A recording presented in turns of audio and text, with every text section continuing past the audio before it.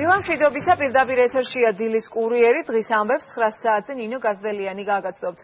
შეცვლის თუ არა თბილისის ისტორიას აღმოჩენა პურის მოედანზე მშენებელმა თუმანიანის 3 ნომერში ნანგრევებს მიაკვლიეს, რომელიც მე-4 საუკუნით თარიღდება. სპეციალისტების შეფასებით ეს შესაძლოა უძველესი ტაძარი ან სამეფო სასახლე იყოს.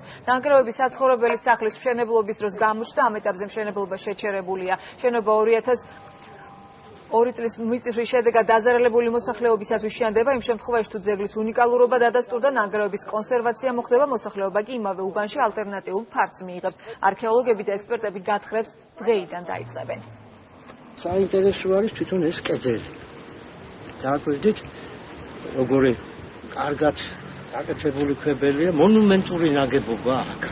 მონუმენტურს გულისხმობ საკმაოდ სერიოზული, ძლიერი ნაგებობა, რომელიც როგორც ვარაუდობენ სპეციალისტები ყველა, ეს არის გრანდიოზული შენობის, სასახლის ან ტაძრის ნაშთი. როგორც შეესაბამება ამ პერიოდს გადახურული იყო კრამიტებით. დააკვირდებით საკმაოდ ესეთი სერიოზული წონა აქვს ამ კრამიტებში.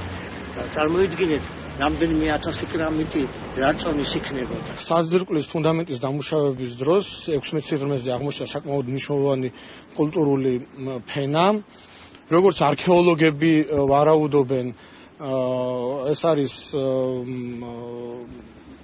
მე-4 საუკუნეების. აქვე შევიტანთ პროექტში ცვლილებებს და ვეცდებით, რომ აქვე გავანაწილოთ ეს მოსახლეობა.